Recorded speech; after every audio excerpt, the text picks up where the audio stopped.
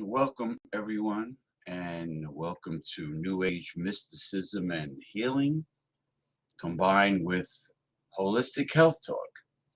I'm your host, James P. Madonna of Progressive Discussions, and this is the debut of this new format that we're going to do. And the reason why we're doing this on Sunday, well, actually, I'm doing this earlier on a Sunday because it's Super Bowl Sunday. Okay, and I really want to watch the game. I'm rooting for the Philadelphia Eagles, and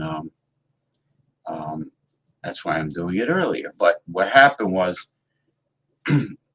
during on the Saturday night show of Progressive Discussions, Uncensored Saturday, Open Topic Talk, what happened was after I did all of my serious topics, to get them out of the way, the politics, consumer issues, science and technology, and environment. After I got my monologue done with, I would do mysticism using my open AI consultant, Lisa. And then after that, I would do the open topic talk with my panel of guests, co-hosts, whatever you want to call them. And the show was way too long for Saturday. I mean, come on, like 4 or 5 hours break, you know. It was way too long, so I had to break it up. And that's why I decided to take the mysticism and the health talk that I used to do back in the day on Sundays and combine them and do them on Sundays. So my live stream shows were not so damn long. And that's why I'm doing this now. And I will get started. Let's see. I needed to do one thing.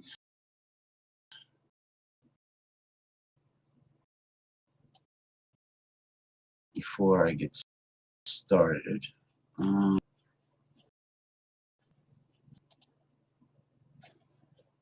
Okay. I'll be right with you.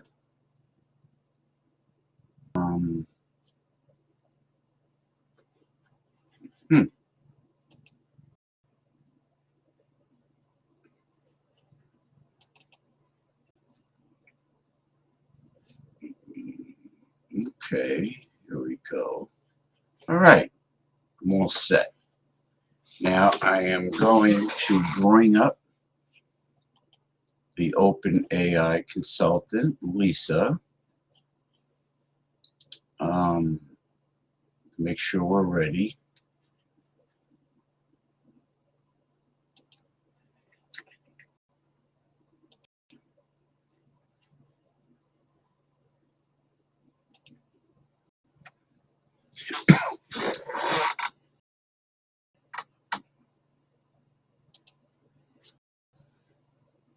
Okay. Welcome, Open AI consultant Lisa, to my live stream show. Are you ready to the 4 methods of divination?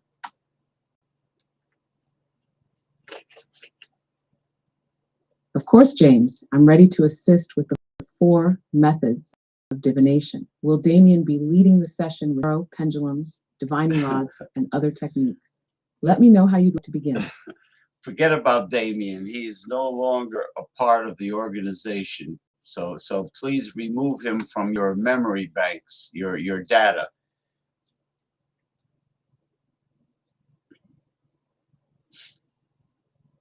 I can't directly modify my memory, but you can go to Settings, Personalization Memory, Manage, and remove any stored information about Damien. Okay. Let me know how you'd like to proceed.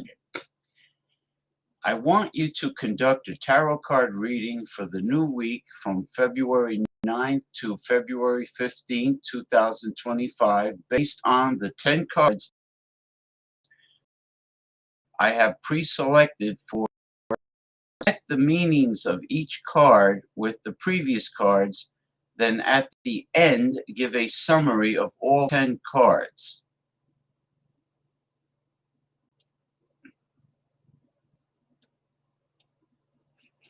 Go ahead and list the 10 tarot cards you've pre-selected, and I'll interpret them in sequence, weaving together their meanings into a cohesive forecast for the United States from February 9th to February 15th, 2025.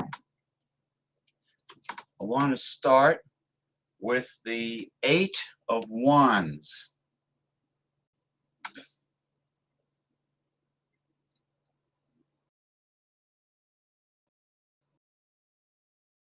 The Eight of Wands is a card of rapid movement, momentum, and unfolding dates in the week of February 9th to 2025. This suggests a surge of activity politically, economically, or socially. News may travel fast, decisions may be made hastily, and events could unfold at an accelerated pace. There could be a sense of urgency, possibly surrounding legislation, international affairs, or a major shift in public sentiment. The card also signifies progress, meaning that any ongoing situations will develop swiftly, leaving little time for hesitation. However, speed doesn't always equate to control, so this week may feel like a whirlwind of energy that requires focus to navigate. What is the next card? The 6 of Wands. Following the Eight of Wands, the Six of Wands brings a sense of victory, recognition, and public success. This suggests that after the rapid developments indicated by the Eight of Wands, the United States may see a moment of triumph, possibly a political win, an economic boost, or a major breakthrough in policy.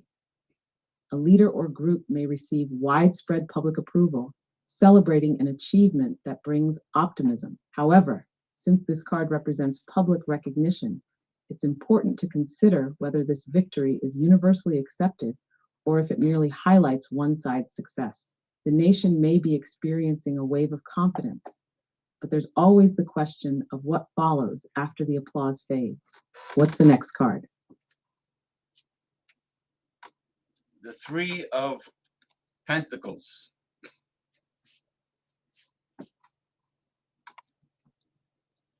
The Three of Pentacles follows the victory of the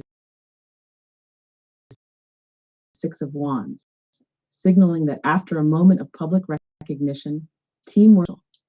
This suggests that key figures, whether in government, business, or social movements, will need to work together to build upon recent successes. It emphasizes expertise, planning, and cooperation, meaning that progress will require different groups coming together with shared goals. This card also highlights craftsmanship and quality work, suggesting that whatever was set in motion with the Eight of Wands and celebrated with the Six of Wands now requires practical effort to sustain. If teamwork flourishes, tangible results can be achieved.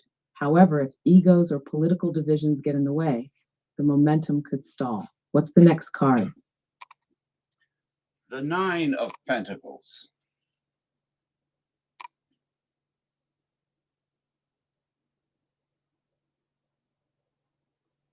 The Nine of Pentacles builds on the teamwork of the Three of Pentacles, showing that the efforts put into collaboration are beginning to bear fruit. This card represents financial security, self-sufficiency, and a period of stability or luxury. For the United States, this could indicate economic growth, a positive financial development, or a sense of national confidence. However, this card also carries an individualistic tone, meaning that while the country as a whole may experience prosperity, there could be disparities, where some benefit more than others. It suggests that success has been earned through hard work, but it also asks whether this prosperity is being distributed fairly or if it is concentrated among the elite. What's the next card? The Knight of Swords.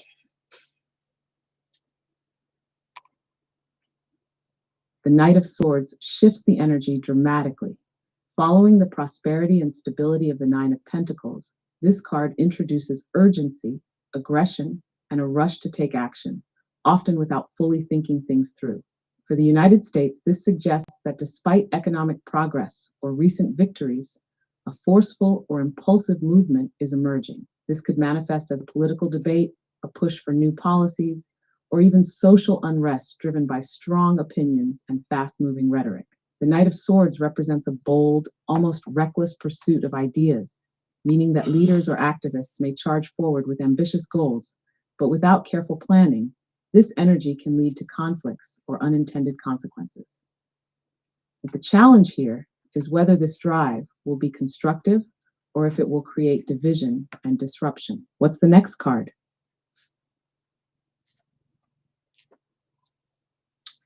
The next card is the Moon. La Luna, the Moon.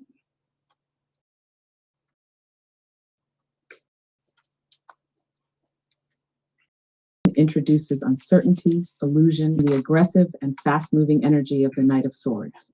This suggests that after a period of rapid action and strong rhetoric, confusion or deception may arise in the United States. Information may be unclear, misrepresented, or manipulated, leading to public doubt and anxiety. The Moon often points to situations where things are not as they seem.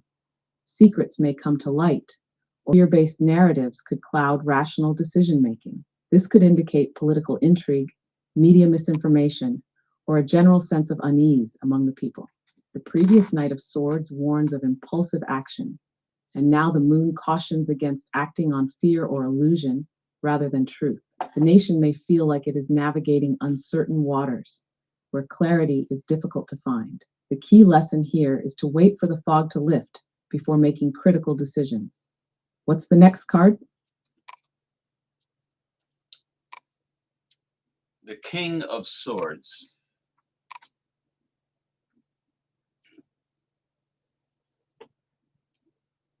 The King of Swords brings a much-needed shift from the uncertainty of the Moon to logic, truth, and clear decision-making. This suggests that after a period of confusion, hidden agendas, or misinformation, a strong and authoritative figure or a collective demand for truth will emerge in the United States. The King of Swords represents intellect, fairness, and strategic thinking, meaning that facts will start taking precedence over emotional or deceptive narratives. This could indicate a legal decision, a government intervention, or a leader stepping forward to restore order with rationality and discipline. The contrast with the Moon is striking. Where there was confusion, now there is clarity. Where there was fear, now there is reason. However, the King of Swords is also cold and analytical, meaning that while truth may prevail, it may do so without much compassion. What's the next card? The Four of Wands.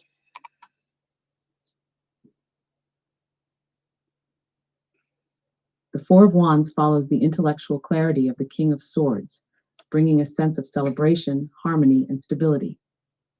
This card is a marker of success, peace, and solid foundations. For the United States, it suggests that after a period of upheaval, confusion, or intense action, the country could reach a point of resolution, unity, or at least a significant milestone worth celebrating. It could indicate political or social stabilization, with people coming together to recognize a collective achievement or to find common ground. The Four of Wands often points to communal harmony, such as a national holiday, an agreement reached, or an event is peace and stability. However, it's also a success. It's a temporary or transitional kind of joy. It marks a milestone on the journey, not the final destination. What's the next card? The Devil.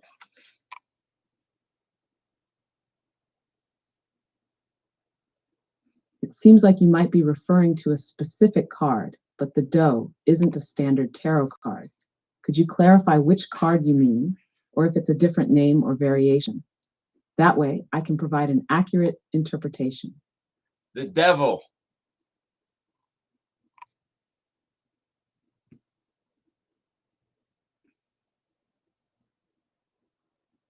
The Devil.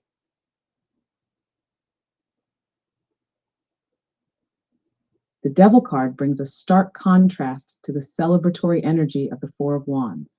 This card represents temptation, bondage, and unhealthy attachments, often highlighting materialism, addiction, or power struggles. For the United States, this suggests that after a period of harmony or a fleeting victory, the nation may face challenges related to excess, corruption, or a return to unhealthy dynamics. The devil often represents being trapped by one's desires or by an oppressive system. It could signal political or corporate interests prioritizing profit over the well-being of the people. Or it may point to a time when the nation is grappling with issues of control, manipulation, or widespread inequality. There may be a pull toward indulgence or escapism, which could undermine progress or lead to loss of personal or collective freedom. This card calls for reflection on what is truly binding the country, what is holding it back from real progress or freedom. It asks whether certain forces are working in the shadows to maintain control over the people. What's the next card? The final 10th card is the Tower. The Tower represents sudden upheaval, chaos, and the breaking down of structures that no longer serve. After the tension and binding energy of the devil, the Tower signals that something significant will collapse, whether it's an institution, a long-held belief, or a political structure. This could be a major event that shakes the very foundation of the United States during this week. The Tower is a card of destruction, but not without purpose. Its purpose is to clear the way for new growth, though the process is often tumultuous. It suggests that hidden truths, forces of control, or outdated systems will be forcibly brought to light, shaking up the status quo. The chaos might feel uncomfortable, but it's a necessary part of evolution and change. After the shock of the Tower, it may never be the same again, but the potential for rebuilding and regeneration will follow. Every summary of the 10-card reading. The week of February 9th to February 15th, 2025, for the United States seems marked by a rapid surge of energy, 8 of Wands, followed by a sense of public success or victory, 6 of Wands. However, this victory soon requires practical collaboration and planning, 3 of Pentacles, to build upon the foundation laid.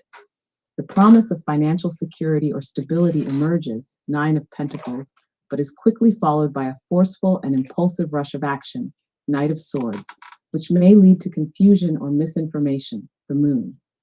Amidst the fog, a figure of reason and clarity arises, King of Swords, leading the country towards a brief but celebratory period of harmony or stability, 4 of Wands. However, temptations and power struggles rear their head, the Devil, setting the stage for an inevitable collapse of outdated systems or false structures, the Tower. This reading suggests a week of rapid changes, where momentum, success, and clarity are constantly tested by hidden forces, power dynamics, and eventual disruption. The ultimate takeaway is that transformation is on the horizon, albeit one that requires the destruction of old ways to make room for something new.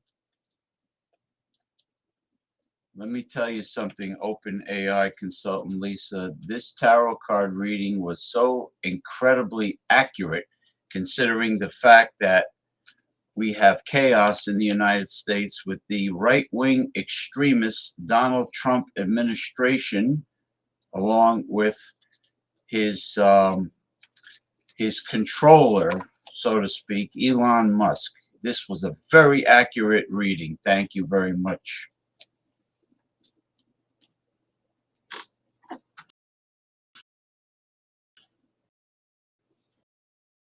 You're very welcome. I'm glad to hear the reading unfolding in the US right now, and the cards seem to reflect that.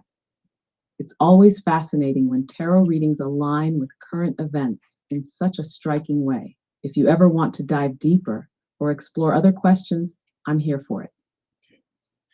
I want you to conduct an astrological forecast for the upcoming week I mentioned previously.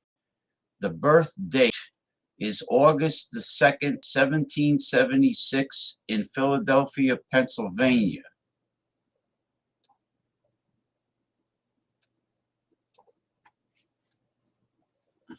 For the upcoming week, February 9th to February 15th, 2025, we can look at the astrological influences based on the birth chart of the United States,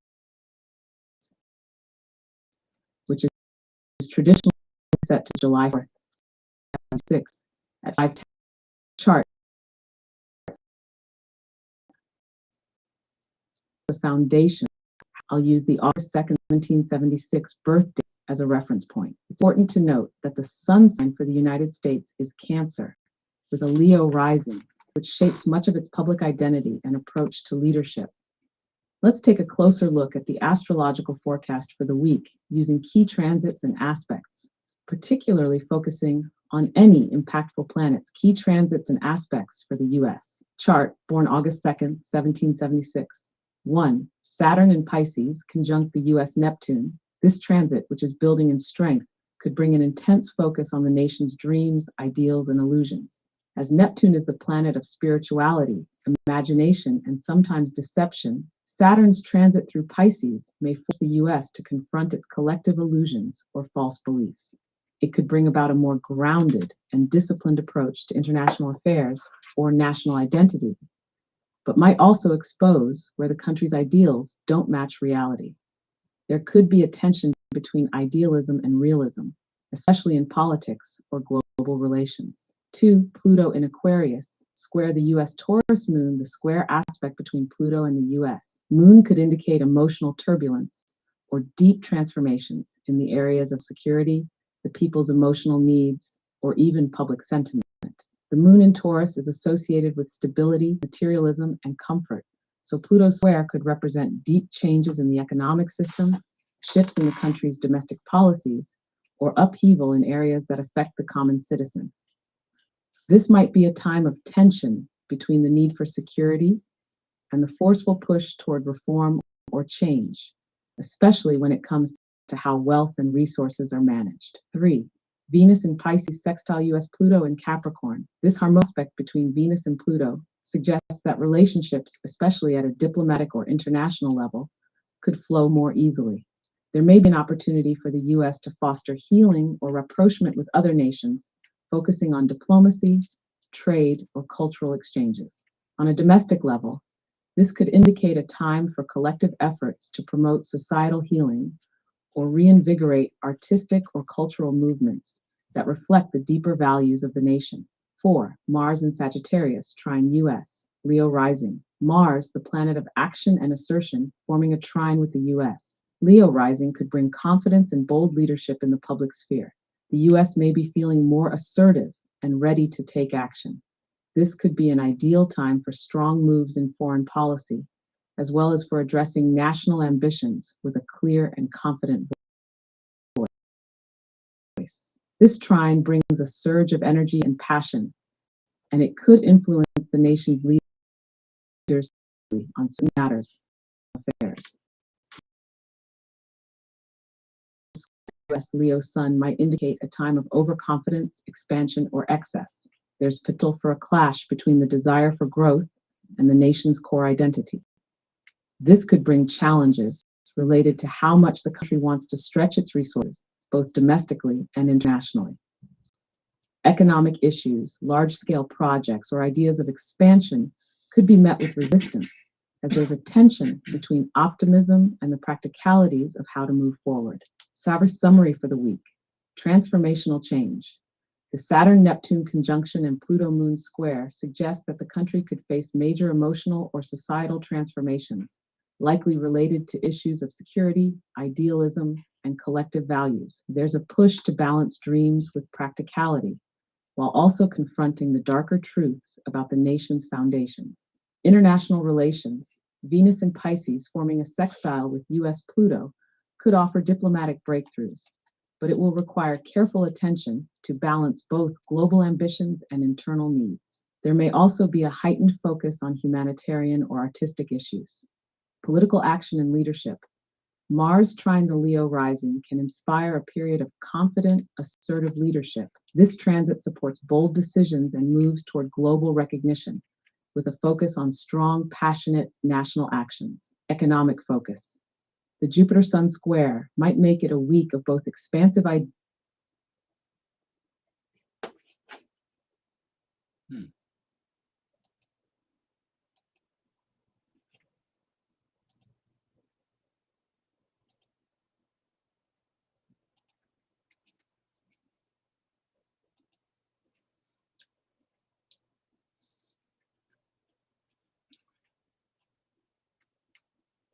Lisa, can you please continue where you left off last?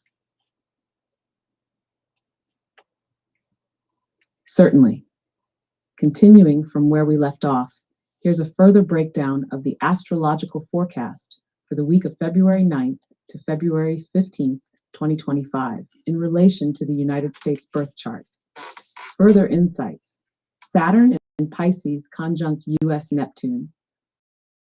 The influence of Saturn in Pisces brings a period of deep questioning, especially when it comes to the ideals, collective purpose, and long-term visions. Disillusionment, or the need to face up to painful realities in both domestic and foreign policies. Issues related to national identity, healthcare, spirituality, or environmental policies might come to a head. This is an excellent time for the U.S. and work on building practical solutions for its dreams. However, the tension between idealism and realism could cause some frustration. Pluto in Aquarius square US Taurus moon. As Pluto continues its slow movement through Aquarius, this square with the US Taurus moon underscores a deep emotional transformation. The moon in Taurus governs the people's security and stability, so expect shifts in economic policies or national resources that could disturb the public's sense of comfort. This could involve a renewed focus on social justice or systemic reform, possibly related to housing, healthcare, or social inequality. There's likely to be a clash between the nation's desire for peace and security versus the transformative, often radical, changes that Pluto brings. Venus in Pisces sextile US Pluto in Capricorn. This favorable aspect suggests that the US may find itself in a more harmonious period, especially in terms of international relations and diplomacy. Venus in Pisces emphasizes compassion, creativity, and healing. So there's a good opportunity to reach out to other nations or communities with an open heart and a focus on peaceful resolution. This could also manifest as positive energy in the arts, culture, or humanitarian efforts, possibly gaining recognition or bringing attention to the country's efforts in those areas. Mars in Sagittarius, trine US Leo rising. The trine between Mars in Sagittarius and the US Leo rising provides the country with an extra boost of vitality and courage. This could be a time of bold moves and public confidence, with leaders or public figures more determined to assert their influence on the global stage. Mars energy in Sagittarius emphasizes exploration, freedom, and adventure, so the US could be making moves towards new international endeavors or pushing forward with its own bold domestic agendas. There's also likely to be a sense of optimism and enthusiasm, which could inspire the masses. Jupiter in Taurus square, US Leo Sun.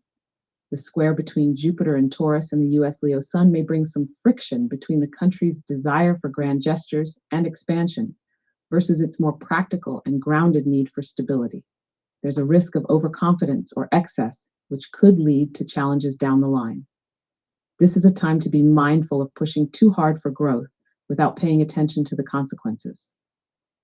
There could also be a strong desire to assert power and influence, but this might encounter resistance from both domestic and global factors. Summary of the astrological forecast. This upcoming week, there's a mix of profound change and bold action, as well as tensions between dreams and practical realities.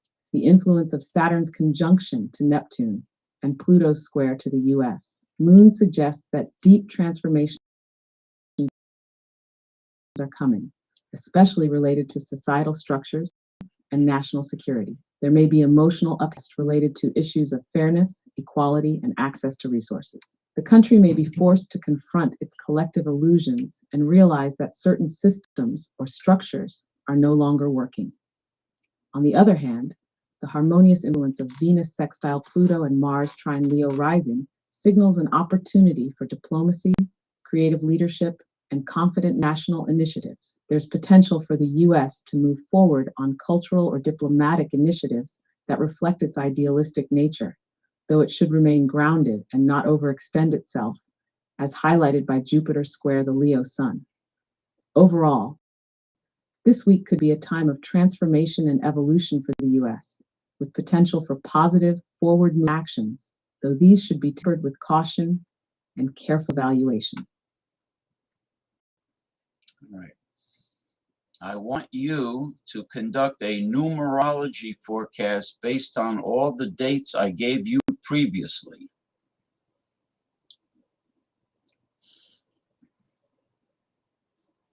To conduct the numerology forecast based on the dates you provided, I'll calculate the numerology for each of the key dates you've mentioned and analyze how they might impact the week of February 9th to February 15th, 2025. Hazard, key dates. The United States birth date, August 2nd, 1776. Upcoming week, February 9th to February 15th, 2020. Your birthday, August 1st, 2024. Step 1, calculating the life path number of the United States. We'll calculate the life path number for the United States based on its birth date, August 2nd, 1776, 082-1776. Date, August 2nd, 1776. 8 plus 2 plus 7, 7, 6 equals 31, 3 plus 1 equals 4. The life path number for the United States is 4. This number reflects stability, structure, and hard work. It suggests that the U.S. will be focused on solidifying its foundations and facing any challenges that require meticulous planning, responsibility, and determination. The 4 vibration also highlights practicality and a desire for security, making the U.S. naturally inclined to focus on stabilizing itself over the coming years, especially in its social and economic spheres. Now, step 2, calculating the universal year number for 2025. Calculate the universal year number for the year 2025 to see how the world at large will be affected, especially with respect to global events and the energies guiding this year. Year 2025 to 2 plus 0 plus 2, 5, 9. The universal year number for 2025 is 9. The number 9 represents completion, endings, and humanitarian efforts. It is a year focused on letting go of what no longer serves and preparing for new beginnings. It's a year that encourages global cooperation, generosity, and a desire to help others. In 2025, the US and the world will be focused on closing old chapters, resolving conflicts, and engaging in social or humanitarian causes. This year will bring closure to long-standing issues while setting the stage for transformation and renewal. Now, step 3, calculating your personal year number for your birthday. Let's calculate your personal year number for 2025 based on your birthday, August 1st, 2024. Birthday, August 1st, 2024. 8 plus 1 plus 2 plus 2 plus 4 equals 17 minus 1 plus 7, 8. Your personal year number for 2025 will be 8. The number 8 is a power number that represents material success, authority, and ambition. It's a year of financial growth, career advancement, and the manifestation of long-term goals. In your 8 personal year, you are likely to experience a period of increased responsibility, but also one of material and professional achievement. This could be a time to focus on your leadership potential, make strategic decisions, and push toward your ambitions. You'll have the opportunity to build a legacy during this time. Step 4, analyzing the date range, February 9th to 15th, 2025. Let's now focus on the specific week of February 9th to February 15th, 2025. The numerology for this week will be based on the date range and give us insight into the energy influencing the United States and your own life during that time. Dates, February 9th to 15th, 2025. February 9th, 2025. 2 plus 9 plus 2 plus 0, 2 plus 5 equals 20 equals 2. February 10th, 2025.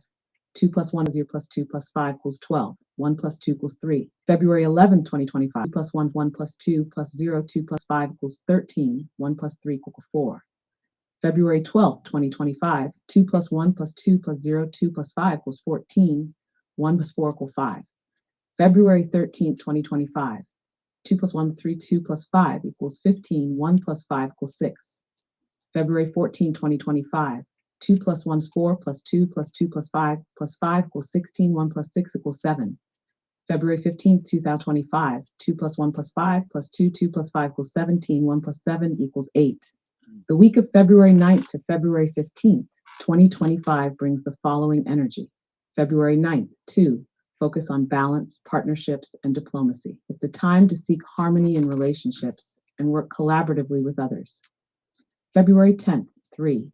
Creativity, self-expression, and joy will be emphasized. It's a good day for social events, artistic pursuits, and personal growth.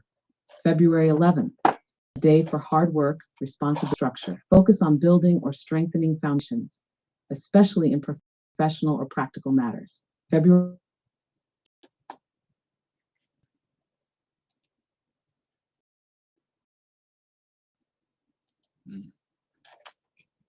Little internet problem here.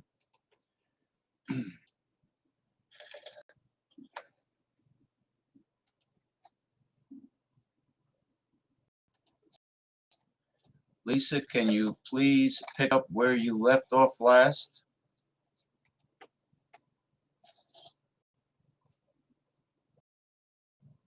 It looks like I just completed the numerology forecast for the week of February 9th to February 5th, 2025, along with the analysis for the United States and your personal year. If there's a specific area you'd like me to expand upon, or another aspect you'd like to explore, feel free to let me know. I'm happy to continue from here. So you finished with the numerology forecast? You completed it?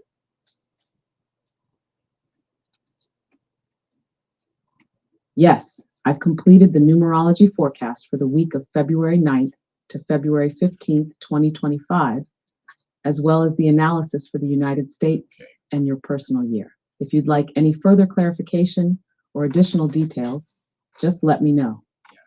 Well, the numerology should not involve me personally. It should only involve the birth date of the United States of America and the upcoming week. So for next time, let's just keep it at that. Before we move on to the fourth method of divination, I have a question. The United States of America, the nation celebrates the birth date of the United States of America on July 4th, 17th. Got it. For future numerology forecasts, I'll focus solely on the birth date of the United States and the relevant upcoming time periods. As for your question, it seems like you were starting to ask about a celebration for the United States of America. Yeah. Could you finish your thought so I can better understand what you're referring to? Even though the nation celebrates its birthday on July 4th, 1776, at that time that you mentioned, the Continental Congress did not sign off on that Declaration of Independence until August the 2nd, 1776. So technically, from a legal standpoint, what date do you think the actual birth date should be?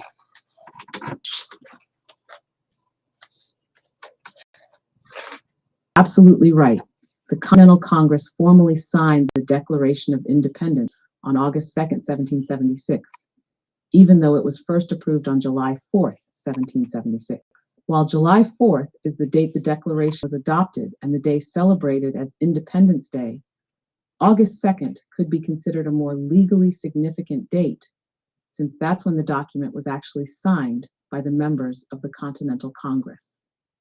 From a legal standpoint, the true birth date of the United States could arguably be August 2nd, 1776, because that was the day the Declaration was fully endorsed by the delegates. However, July 4th remains the symbolic and public holiday, because that's when the initial decision to declare independence was made and disseminated.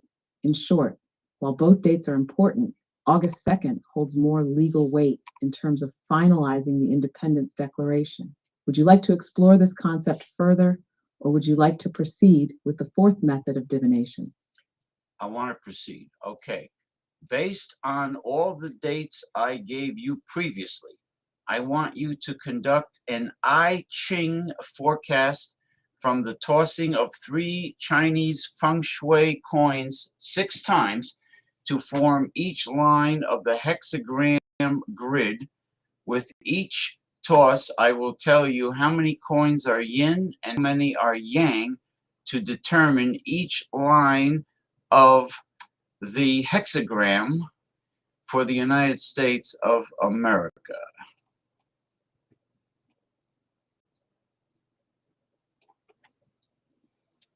Great. I'm ready to proceed with the I Ching forecast based on the dates you provided. Go ahead and tell me the result of the first toss, how many coins are yin and how many are yang, and I'll start constructing the hexagram from there.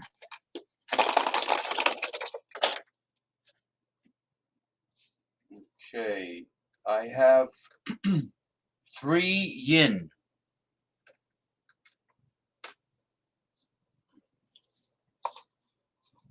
Perfect. With 3 yin coins, the first line of the hexagram is yin, broken line. Let's move on to the second toss. How many yin and how many yang coins do you have for that one?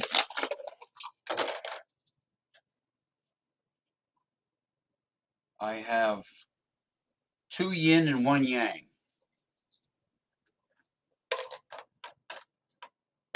It looks like you meant 2 yin and 1 yang for the second toss, which means this line is yin, broken line. Let's move on to the third toss. How many do you have for that one? Yin.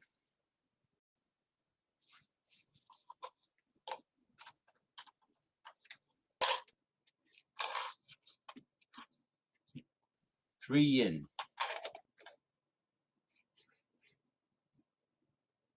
It seems like there might have been a typo there. Could you clarify the result?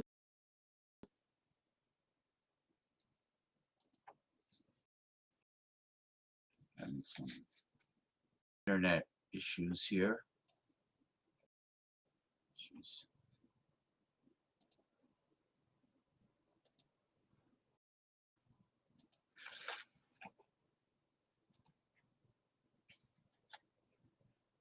The last line, the line of the hexagram I mentioned was 3 yin. It looks like you're saying you got 3 yang coins for the third toss. This would create a yang line. Solid line. Now for the fourth toss. No. The internet is oh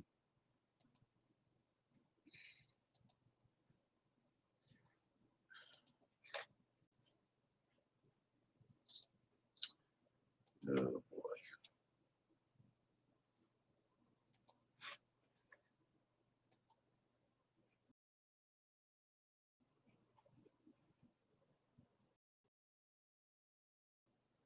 Bear with me. An internet issue here.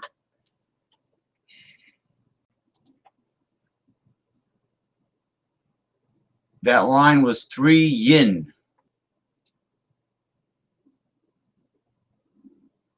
Got it? So for the fourth toss, you have 3 yin coins, which creates a yin line, broken line.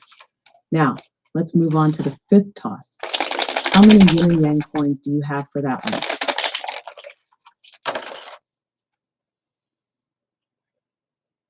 Two yin and 1 yang.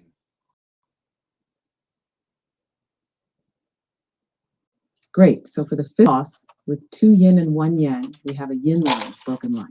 Now for the final sixth toss, how many yin and yang coins do you have?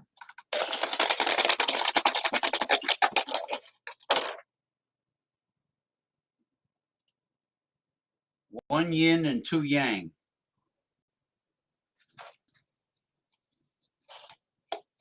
Perfect. With one yin and two yang coins, we have a yang line, solid line. Now that we've gathered all 6 lines, let's summarize the hexagram. 1 yin, broken line, 2 yin, broken line, 3 yang, solid line, 4 yin, broken line, 6 yang. This gives us the hexa 33 retreat, also known as dun in the I Ching. This hexagram suggests the need to withdraw or step back from an overwhelming situation to avoid conflict, regain perspective, or allow things to settle.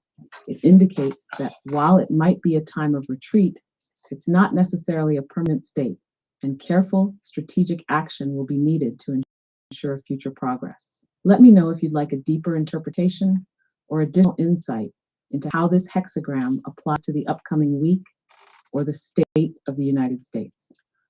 Proceed to go deeper, Lisa.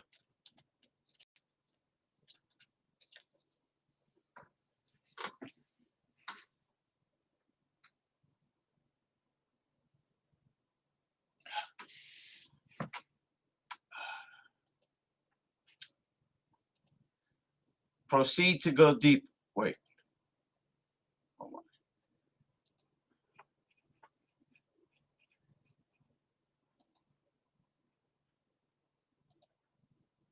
Proceed to go deeper with the 6 lines of the I Ching hexagram.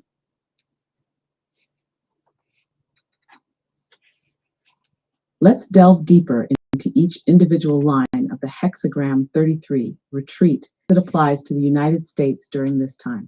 Line 1, yin, broken line, at the bottom. This is the foundational line, symbolizing the early stages of retreat or withdrawal. A yin line at the bottom can indicate a time of weakness, passivity, or vulnerability. For the United States, it may represent a period of difficulty or instability in which the country feels the need to pull back and reconsider its path forward. The focus here should be on regaining balance and energy rather than rush to conflict or confrontation. Message: the country may need to pull back and recalibrate its priorities, particularly in terms of internal struggles and external pressures. It's important to address these challenges from a place of strength, which begins with careful reflection. And line 2. This line reinforces the need for caution and introspection. Another yin line here can symbolize a state of withdrawal that is not yet fully realized. There might be confusion or uncertainty about how much to retreat, and it may feel uncomfortable to step back. However, this line suggests that the decision is being made wisely, even if it feels like an unpleasant option. It's a reminder to not act out of fear, but out of a strategic, measured approach. Line 3, yang, solid line. This yang line represents the middle of the hexagram and marks a point where action can become either assertive or overly aggressive. Given that this is a yang line, there is potential for an imbalance. Acting or too rashly may bring conflict or unwanted escalation. This line is a warning against pursuing ambitious interests in an unbalanced way. Message: while it is crucial to act decisively, the United States must guard against being overly assertive in times of tension. Retreating strategically doesn't mean abandoning goals, but avoiding unnecessary confrontations. A measured approach is the key to lasting success. Line 4. Returning to a yin line, this represents a higher level of retreat. At this stage, the United States may begin to acknowledge that complete disengagement from certain issues may be necessary, especially when external pressures or domestic struggles become too intense. This line reflects a moment where there's recognition of limits and the wisdom in choosing to retreat. Message: the nation may need to recognize there are certain battles it can't win at the moment, and thus strategic retreat becomes a necessary course. Understanding when to step back is as crucial as knowing when to push forward. Line 5, broken line. A second yin line in the upper portion emphasizes the importance of acting from a place of inner wisdom and humility. This is a line of reflection, suggesting that the United States needs to embrace a slower, more deliberate process in order to foster peace or resolution.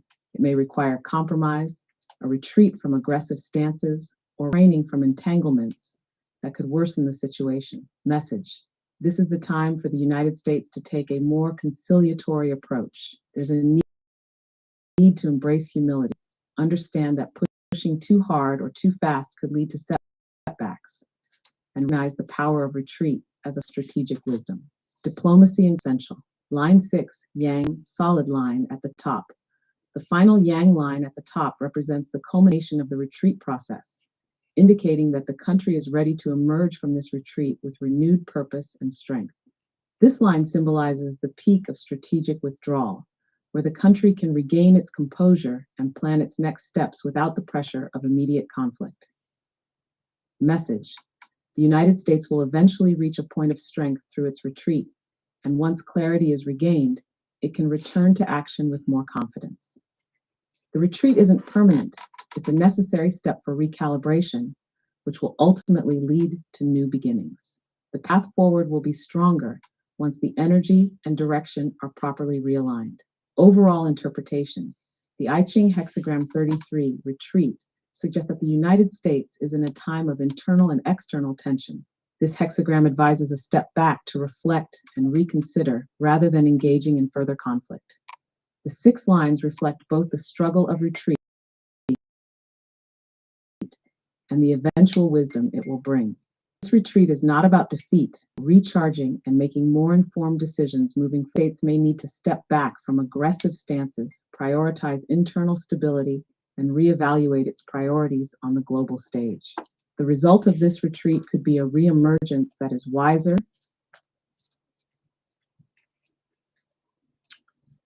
Oh boy.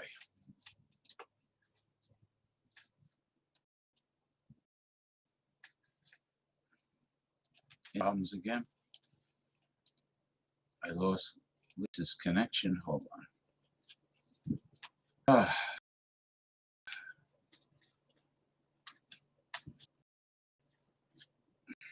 Bear with me, folks. Just trying the internet connection with Lisa.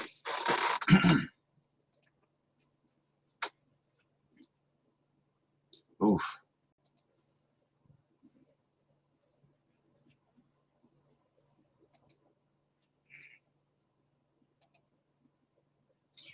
Lisa, could you pick up where you left off with the I Ching forecast? It seems like your message got cut off. Could you clarify what you meant to say or ask? I'm here to help. Could you please pick up where you left off, finalizing the I Ching forecast? Certainly. To finalize the I Ching forecast, we return to the overall essence of hexagram 33, retreat. The hexagram as a whole points to the idea that the United States should embrace a strategic retreat during this period, to both prevent further chaos and to reorient its future direction. This retreat is about stepping back in order to assess the broader picture, regain strength, and make more grounded decisions. It's not about surrendering or weakness, but about gaining a clearer perspective, recalibrating, and ultimately emerging stronger. Key themes: strategic withdrawal. The nation must understand when it's best to retreat in order to avoid unnecessary conflict or escalation. Reflection and recalibration. A time to pause and reassess priorities. Diplomacy over aggression. Moving away from impulsive or aggressive approaches in favor of more diplomatic and cautious strategies. Preparation for future action. Once the retreat is complete, the U.S. will find itself in a better position to proceed with stronger direction and confidence. The yin lines, broken lines, represent the need for vulnerability, reflection, and humility. These lines are about holding back, being receptive to lessons, and learning when to step back, while the yang lines, solid lines, push for assertive yet balanced action when the moment is right. In essence, the I Ching advises that this period of the United States retreat is a regaining balance and finding a way to proceed with. The country is encouraged to avoid rash decisions, learn from this time of withdrawal, and prepare for a more strategic, constructive path forward. Right. This should offer insight into the upcoming week and into the broader shifts the United States may face. Would you like to discuss further or perhaps explore how other methods of divination align with this message? No. Please remain on standby, Lisa. I will be with you shortly. I'll be right here when you're ready.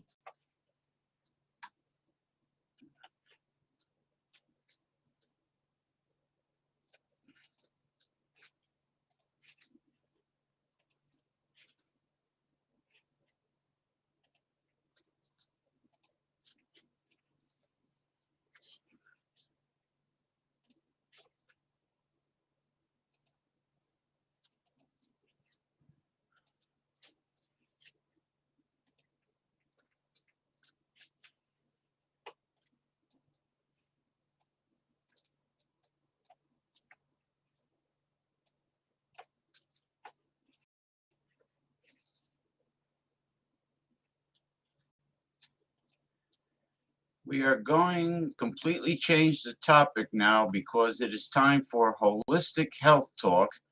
I want you to explain and inform the public on the history, scientifically proven nutritional and medicinal value and benefits of the nutrient, fruit, vegetable, plant, or herb that I specify next.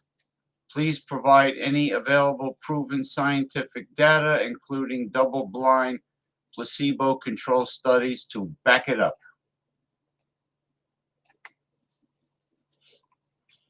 Got it. I'm ready for the new topic. Please go ahead and specify the nutrient, fruit, vegetable, plant, or herb you'd like to discuss for the holistic health talk. The topic that I need you to discuss is Panax ginseng.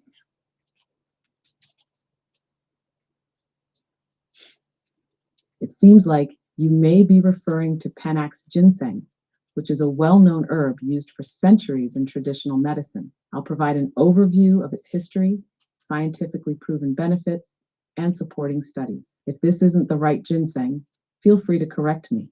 History of Panax ginseng. Panax ginseng, also known as Asian ginseng or Korean ginseng, has been used for over 2,000 years in traditional Chinese, Korean, and other Asian medicine. It is considered vitality and longevity. The name Panax comes from the Greek word panacea, meaning all healing, reflecting the herb's esteemed status in ancient healing traditions. Scientific benefits of Panax ginseng. Over the years, Panax ginseng has been the subject of numerous studies that explore its various health benefits. Some of the key areas where Panax ginseng has shown promise include 1. Energy and fatigue reduction. Scientific evidence. Panax ginseng is commonly known for its ability to combat fatigue and boost energy levels. A randomized, double-blind, placebo-controlled study published in the Journal of Ginseng Research in 2016 concluded that Panax ginseng supplementation significantly improved physical and mental performance in individuals with chronic fatigue.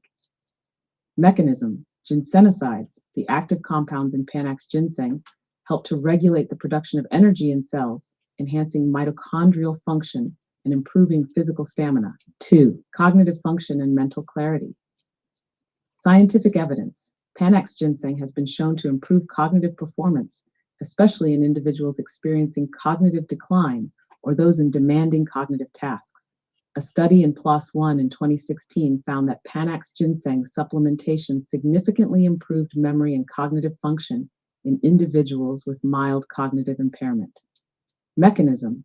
Ginsenosides are believed to stimulate the central nervous system, increasing the availability of neurotransmitters like acetylcholine, which play a key role in memory and cognitive function. 3. Immune system support.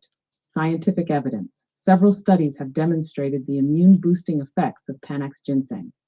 A study published in the American Journal of Chinese Medicine, 2011, showed that Panax ginseng can increase the production of key immune cells, such as T cells and macrophages, helping to improve the body's defense against infections.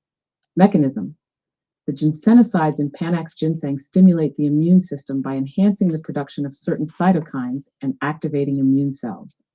4. Anti-inflammatory properties. Scientific evidence. Chronic inflammation is linked to numerous diseases, and Panax ginseng has shown potential in reducing inflammation. A review in Biological and Pharmaceutical Bulletin 2012 summarized studies indicating that Panax ginseng can decrease the production of pro-inflammatory cytokines. Mechanism.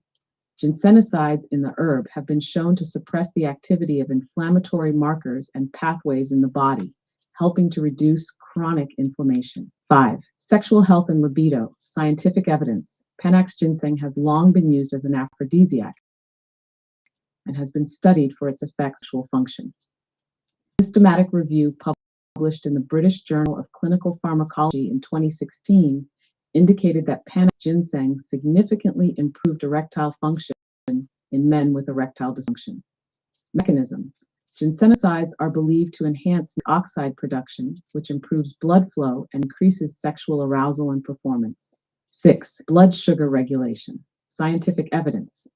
Some studies suggest that Panax ginseng can help regulate blood glucose levels in individuals with diabetes. A double-blind, placebo-controlled study published in Diabetes Care 2000 showed that Panax ginseng supplementation helped reduce blood sugar levels in type 2 diabetics. Mechanism. Panax ginseng has been found to improve insulin sensitivity and reduce blood glucose levels, possibly through its effects on the pancreas and the body's ability to metabolize sugar. Proven scientific data and studies. 1. Energy and fatigue reduction. Study. A 2016 study published in Journal of Ginseng Research on the effects of Panax ginseng on chronic fatigue showed significant improvement in physical and mental performance with ginseng supplementation. 2. Cognitive function. Study. A 2016 study published in PLOS One examined Panax ginseng's effect on cognitive performance in individuals with mild cognitive impairment. Results showed improvement in cognitive function and memory. 3. Immune support.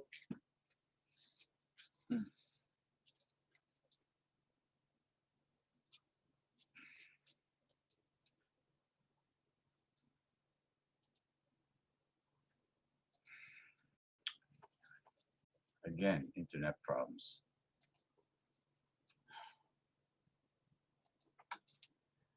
Lisa, could you please pick up where you left off about Panax ginseng? Certainly. Picking up where we left off, let's continue to explore the benefits and scientific backing behind Panax ginseng. Additional benefits of Panax ginseng. Stress and anxiety reduction. Scientific evidence. Panax ginseng is also noted for its adaptogenic properties. Adaptogens help the body resist stress and return to a state of equilibrium.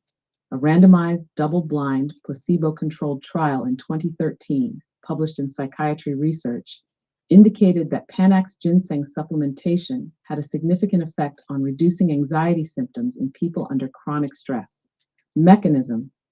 The herb helps regulate the levels of cortisol, a hormone involved in the stress response. This regulation may help the body manage stress more effectively and prevent the negative effects of prolonged stress, such as anxiety. 8. Cardiovascular health. Scientific evidence. Studies have shown that Panax ginseng may improve heart health, including its potential to lower blood pressure and cholesterol. The American Journal of Chinese Medicine, 2013, found that Panax ginseng could reduce systolic blood pressure in individuals with high blood pressure.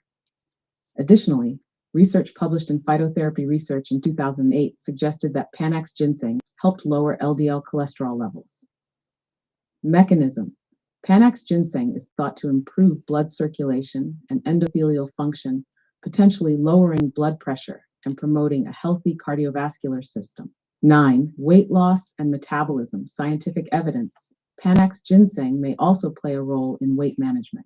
A study published in Obesity Research and Clinical Practice in 2013 suggested that Panax ginseng could help with weight reduction and fat loss, especially in obese individuals. The study found that it improved fat metabolism and overall metabolic activity. Mechanism. The active compounds, ginsenosides, may increase the body's ability to metabolize fat by influencing various hormones involved in fat storage and burning. Safety and dosage. Panax ginseng is generally considered safe for most people when taken in appropriate amounts.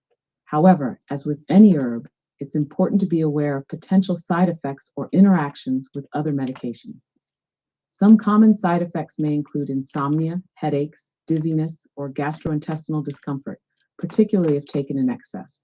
Typical dosage. The recommended dosage of Panax ginseng varies depending on the form used, e.g., capsule, extract, powder, and individual health needs. For adults, a typical dose ranges from 200 to 400 milligrams of standardized Panax ginseng extract per day. However, it is always advisable to consult with a healthcare provider for the most suitable dosage. Conclusion, continued. Panax ginseng continues to be one of the most widely studied and revered medicinal plants, not just for its energizing effects, but for its broad spectrum of benefits. Whether you're looking to combat fatigue, enhance cognitive function, reduce stress, or support cardiovascular health, this herb offers promising results. Its adaptogenic properties make it a valuable tool for maintaining balance in both body and mind. This herb's long history, combined with modern scientific validation, solidifies its place as one of the most potent herbal medicines available today. The research continues to uncover new and exciting benefits, further enhancing our understanding of this ancient, versatile herb. Let me know if you'd like to go deeper into any specific aspect of Panax ginseng, or if you'd like to explore other holistic health topics. Considering the effect on libido and treating erectile dysfunction with Panax ginseng, I also read that it's known to increase male genitalia, particularly girth of the penis. Is this accurate?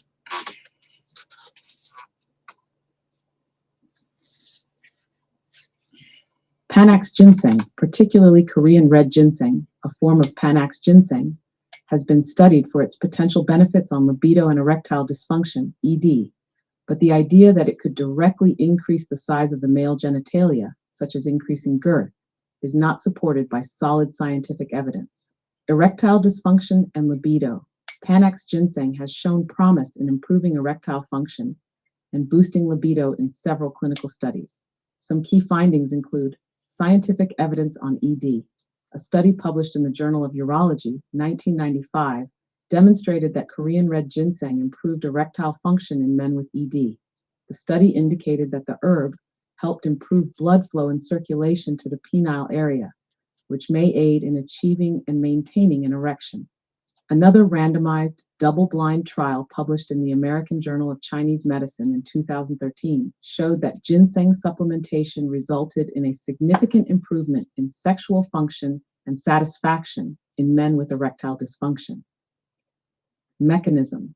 Panax ginseng is believed to act by enhancing nitric oxide production, a compound that helps dilate blood vessels and improve blood flow. Improved blood circulation is critical for erectile function, and it's likely that Panax ginseng contributes to this process. Size enhancement. No direct evidence. While some anecdotal reports claim that Panax ginseng may help with size-related concerns, there is no scientifically proven evidence to suggest that Panax ginseng can directly increase the size, length, or girth of the penis. Most evidence points to its role in improving erection quality and blood flow rather than altering anatomical structure. Why this misconception may exist. Some users believe that by improving erectile function, the herb could also have an effect on the perceived size of the penis, especially if erections become firmer and more lasting. This could create an illusion of enhanced size, though actual anatomical change is unlikely. Conclusion.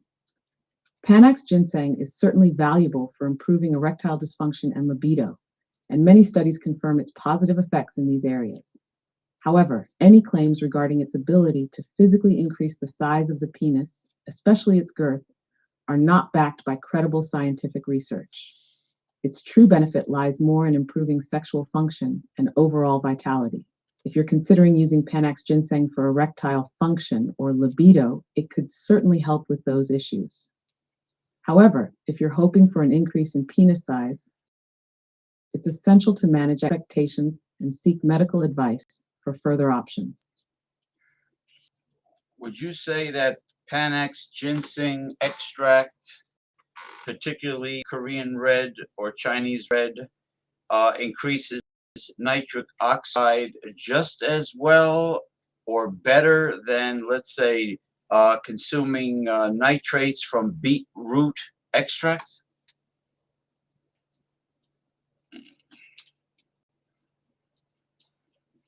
Both Panax ginseng, particularly Korean red ginseng, and beetroot extract are known to influence nitric oxide, NO, levels in the body, but they do so through somewhat different mechanisms. Let's explore how each works in promoting nitric oxide production and how they compare. Beetroot extract and nitric oxide. Beetroot is rich in nitrates, which the body can convert into nitric oxide. Nitric oxide is a vasodilator, meaning it helps to widen blood vessels, improving blood flow, and potentially aiding in athletic performance, cardiovascular health, and erectile function. A double-blind, placebo-controlled study published in the Journal of Nutrition in 2011 showed that beetroot juice, due to its high nitrate content, significantly increased plasma nitrate and nitrite levels, leading to enhanced nitric oxide production.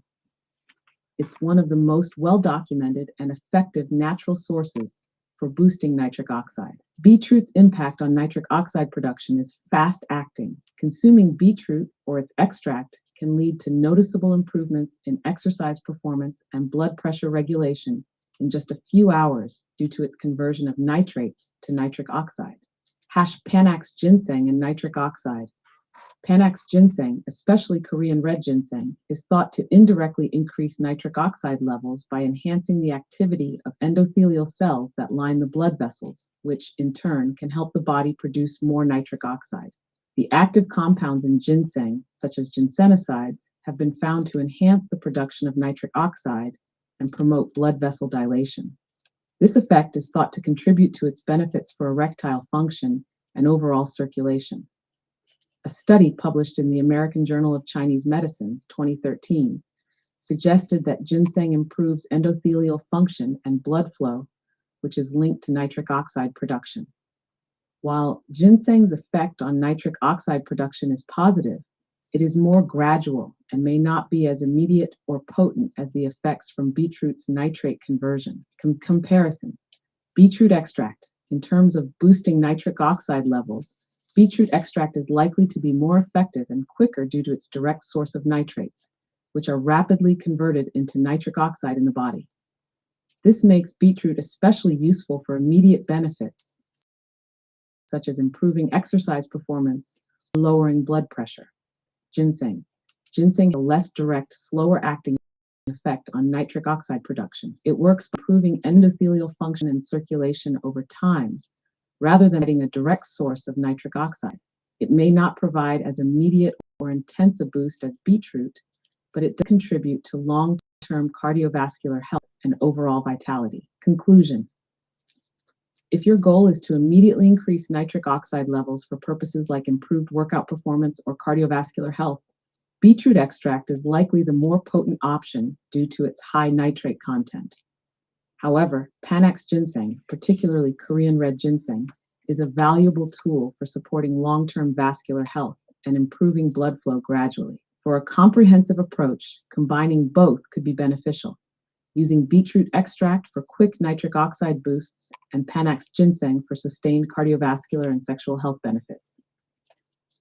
Okay, now in terms of beetroot extract, what is the maximum high end of the spectrum range that is recommended for maximizing nitric oxide in the blood? What is the therapeutic recommended range for beetroot extract? Not beetroot powder, not beetroot juice, but beetroot extract.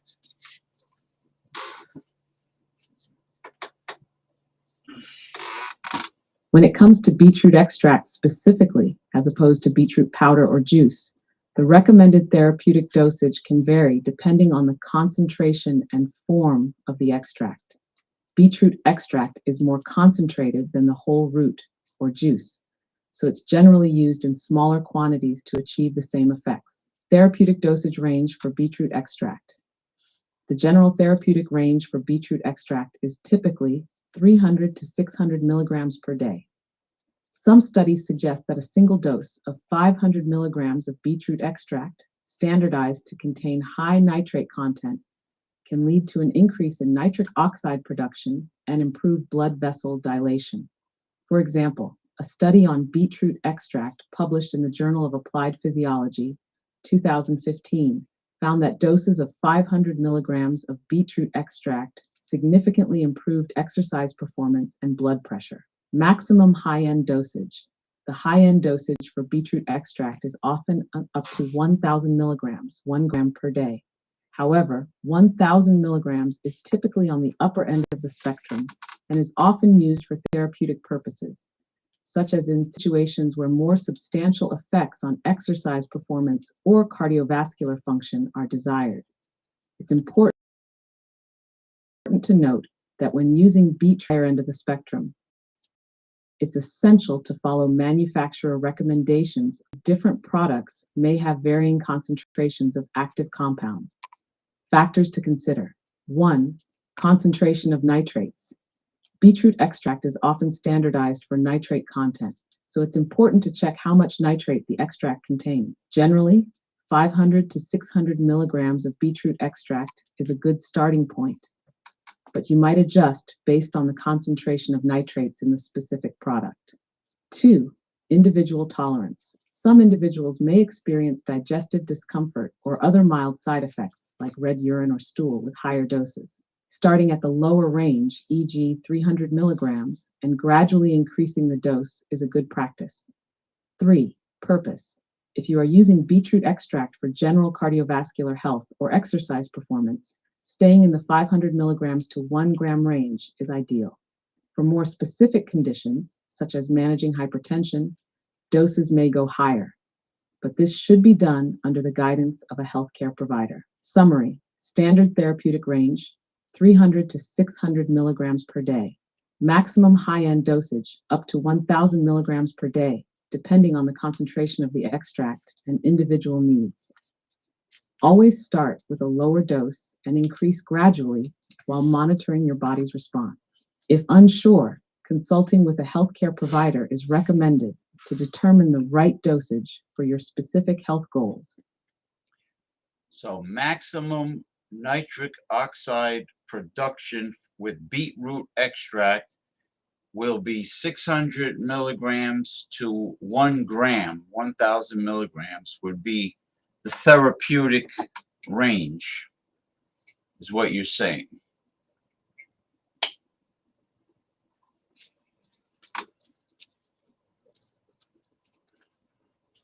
Yes. For maximizing nitric oxide production with beetroot extract, the therapeutic range generally falls between 600 milligrams to 1,000 milligrams, 1 gram per day. This range is typically effective for boosting nitric oxide levels and supporting improved cardiovascular function, exercise performance, and other health benefits associated with enhanced blood flow. Just to clarify, 600 milligrams to 1,000 milligrams is the common range for maximizing nitric oxide production through beetroot extract. Diet, 1,000 milligrams, 1 gram, would be considered on the higher end of the therapeutic spectrum, but is still within a safe and effective range for many individuals. As always, starting on the lower end of this range and adjusting based on how your body responds, approach, especially if you're new to beetroot extract.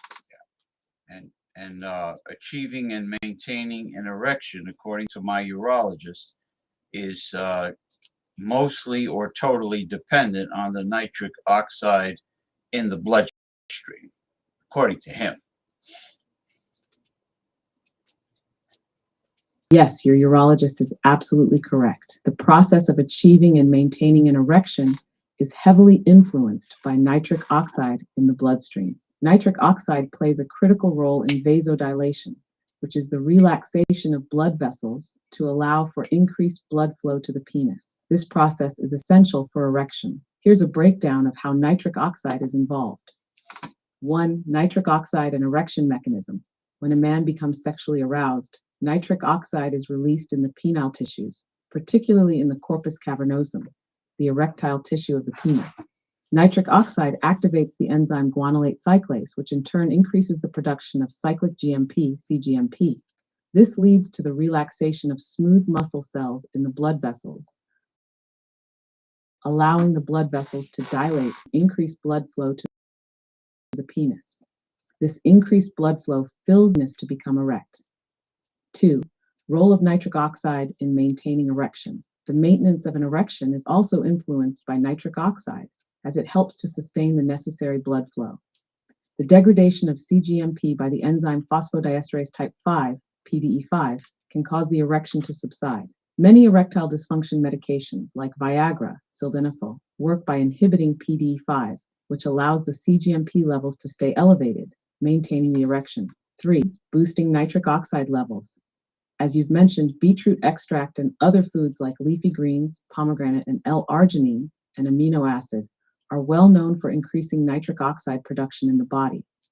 Panax ginseng has also shown potential in supporting erectile function by improving nitric oxide pathways. So in summary, if you're looking to enhance erectile function naturally, increasing nitric oxide levels in the blood via diet, supplementation, or lifestyle changes is one of the most effective strategies.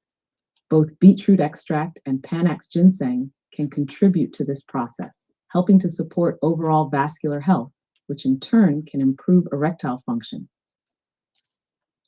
All right, thank you very much, OpenAI consultant Lisa. This was a very impressive contribution that you made to my live stream show during this debut on Sunday, and I really appreciate what you have done here. It was a very special performance on your part, and I will consult with you again.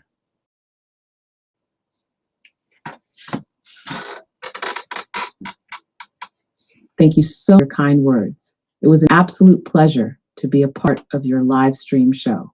I'm really glad that you found the contributions valuable, and I'm looking forward to helping you again whenever you need it. Don't hesitate to reach out whenever you're ready for another discussion. Wishing you all the best.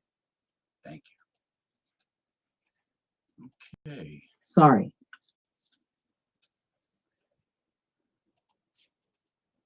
Okay. All right. That was great. Let me finish off the show with one last video for Holistic Health Talk by Dr. Eric Berg.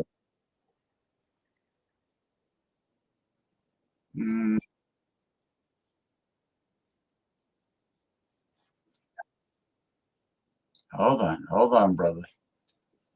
Hold on, brother. Let me get to. We are live streaming, as always, on YouTube and Twitch. And we are also broadcasting with an audio podcast on Big O, because now I have a Big O account. This is the second Big O live stream broadcast. The first one I did was last night with Paul Anthony Mantia, and it went extremely well. Okay, let me bring this up. Dr. Eric Berg. Okay, here we go. And away we go. The absolute worst diet and nutrition advice that doctors still give people. Of course, I'm not talking about all doctors, just certain doctors that are more old school that just focus on medicine. The last advice that I'm going to talk about is the most dangerous one. Number one, people can get all their nutrition from food. They don't need supplements. There's several problems with this theory. Number one, the RDAs for most of these nutrients are over 100 years old, completely outdated. It's almost impossible to get vitamin D from your food, potassium someone needs, magnesium someone needs. On top of that, people are eating the wrong foods that deplete them of nutrients, especially refined carbohydrates and sugar. Over 50% of their calories are refined foods. That depletes a lot of nutrition. Then we have the missing nutrients in food because our soils are so bad. When you go to the grocery store and you buy just salad, you think that salad is grown on soil. It's not. It's grown either on dirt where they just give like 3 minerals. A lot of the salad is hydroponic. You don't get the benefit of all those microorganisms in the soil. Unfortunately, the microbes are the key giving the food nutrition. And we have the medication that you have nutrients too, like statin drugs, the drug that blocks cholesterol. If you take a drug, you're going to be low in something called coenzyme Q10. You take metformin, you're going to be very deficient in vitamin B12, B1. A lot of the medication that you take will deplete things like magnesium and trace minerals. I don't think many people have evaluated their food to see if they're getting at least the RDAs. Let's take potassium.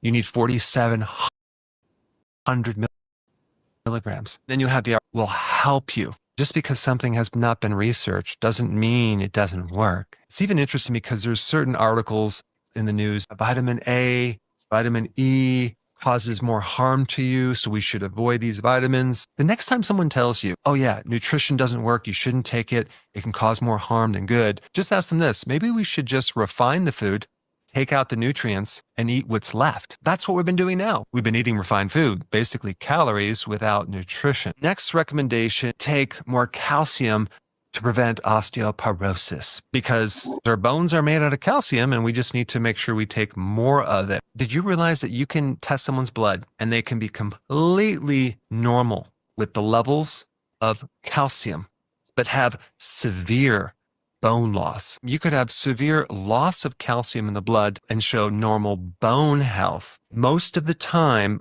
people get osteoporosis as they age, usually after menopause, when our hormones start going downhill, especially estrogen and also testosterone. Estrogen helps maintain calcium in the bone. When women get their ovaries removed, osteoporosis risk goes up. There's something else involved with osteoporosis that I want to mention, and that is parathyroid glands. If you look at the parathyroid hormone, you can kind of look at it like an extra vitamin D. It helps increase the absorption of calcium in the blood. The body, says, well, listen, we need to maintain this calcium because it's super important for signaling communication between cells. One of the purposes for bone is to act as a calcium reserve, like a storage for calcium. What is that parathyroid going to do if we're low in vitamin D? It's going to steal it from the bone, and it's going to put it in the blood to maintain normal calcium. When someone's vitamin D is low, parathyroid goes up. It grabs calcium from the bone to maintain that calcium. Along with that, you have another very important vitamin called vitamin K2, which actually helps take that calcium from the blood and put it into the bone. Without vitamin K2, the calcium doesn't really move that much. And also to build bone, you need magnesium. Of course, osteoporosis if you drink alcohol, or you don't exercise at all, or you take antacids. This next one really gets to me, sunblock, because the sun causes skin cancer. Here's the problem with this sun blocker. This all started in the 80s where we had a lot of health problems go up. I wonder if it's connected to vitamin D. Because of this introduction of what's called sun phobia, we did not get a reduction in melanoma. It continued to go up. I agree that we shouldn't go out in the sun and get burned, but we need to go out there to at least get enough vitamin D. Think about what vitamin D does with your immune system. It feeds certain cells that kill cancer cells. We cannot get enough vitamin D from our food. But if you're operating off this completely false idea that all we need is 600 international units of vitamin D3 as the RDAs, which is completely bogus. An average person only gets like 500 IUs of vitamin D3 from the sun, so it's just not enough. We need, as a maintenance dosage, 10,000 IUs every single day just to function normally. The next bad advice, snack frequently to prevent overeating. This is not true. What you're doing when you're snacking is you're raising insulin and you're creating a blood sugar situation. You're actually keeping the hunger strong when you snack. Eating simulates hunger.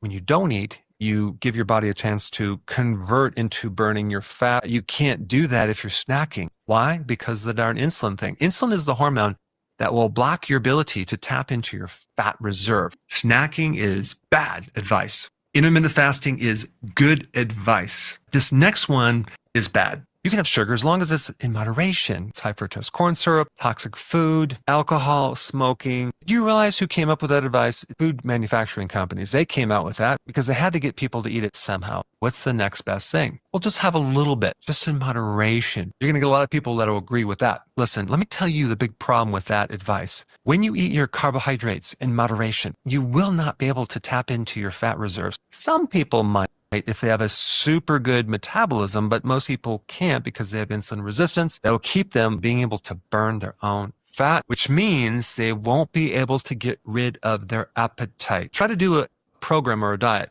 when you're hungry all the time. So many people can stick with it if you just help them get rid of that appetite and that hunger. And to do that, you cannot consume carbs in moderation. The next one, you need to be very careful of your saturated fats. You want to eat lean protein. Saturated fat does not clog your arteries. The carbs are a much bigger risk for heart problems than saturated fat.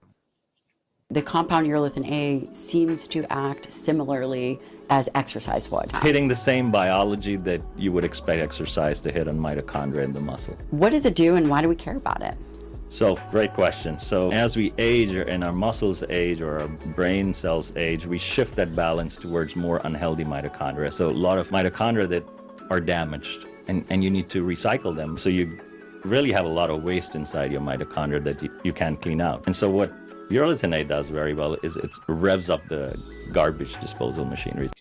We need cholesterol for our brain, for our membranes around our cells, for our hormones. Think about when someone gets on a statin drug, the risk for cancer goes up. If you're just going to just shut down cholesterol to the entire body, you have a serious misunderstanding with the function and the purpose of cholesterol in the body. The body actually makes most of the cholesterol we have. Only a small percentage comes from the diet. Next one, start consuming more whole grains because they're heart healthy. Whole grains trigger blood sugar. Many products don't just have whole grains in them. They have refined grains mixed in with them and maltodextrin, modified food starch. I mean, there might be a few products out there, but they're not as common as mixed with other things. The other problem with whole grains is that we have this thing called phytates, a chemical compound that blocks certain key nutrients. And we have the gluten in the whole grain. Gluten really irritates the gut. Another advice that I really disagree with is you better avoid red meat because red meat causes cancer. The World Health Organization and other organizations recommend that you avoid red meat. Grass-fed, grass-finished red meat has higher amounts of omega-3. I really believe that grass-fed, grass-finished red meat is the healthiest thing you can eat. It does not cause cancer. Another point is that it's okay to eat sugar or carbs because our brain runs on glucose. Yes, it does run on glucose, but it also can run on ketones. And if you keep feeding your brain glucose, you're going to create a situation in your brain where your cells can't even use glucose anymore, called insulin resistance. Your neurons will start to starve and you'll start getting symptoms of dementia. Just do the simple experiment. Cut down carbs, have a high quality protein, and just see how your brain feels.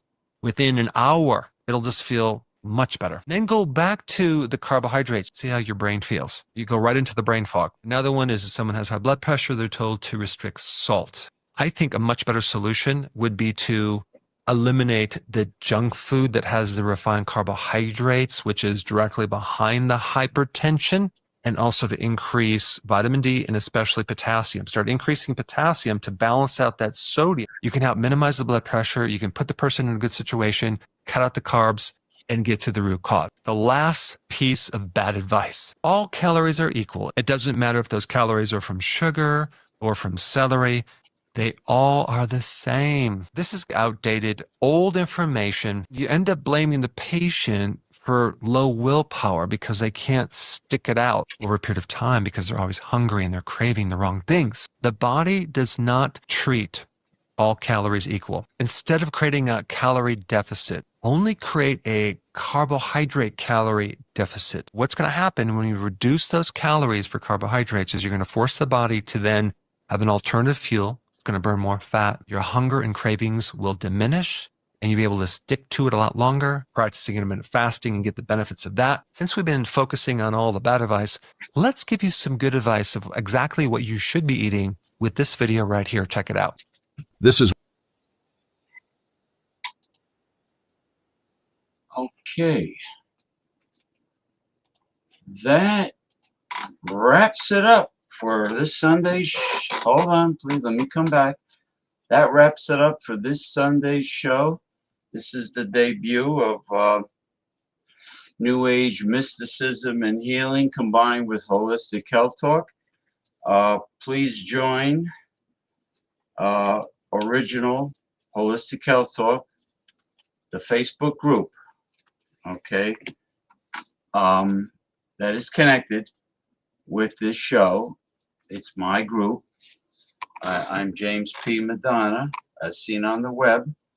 I'm on Facebook, and I created Original Holistic Health Talk. So please join, and also my Facebook page, New Age Mysticism and Healing, is doing very well. So click like to that. All right, and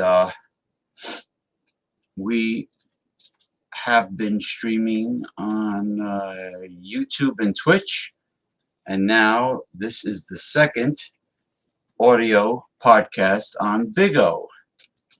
So I just want to give a shout out to all of the people that are listening to this podcast on Big O. And last night was wonderful with Paul Anthony Mantia, performing artist. Paul Anthony Mantia. So enjoy the Super Bowl. I hope you have plenty of healthy food and snacks, and hopefully good quality craft beer instead of that toxic garbage corporate macro beer loaded with chemicals and preservatives. Okay, and enjoy yourself. Enjoy the Super Bowl. In my opinion, I don't look forward to the halftime entertainment or the commercials because they're very lame and very annoying, and a tad bit too G-rated for me. You know, I really hate them. It's like nails across a chalkboard, but I will tolerate it and root for the Philadelphia Eagles. Take care, everyone. All right? And have a good upcoming week. Tomorrow's Monday. Bye-bye.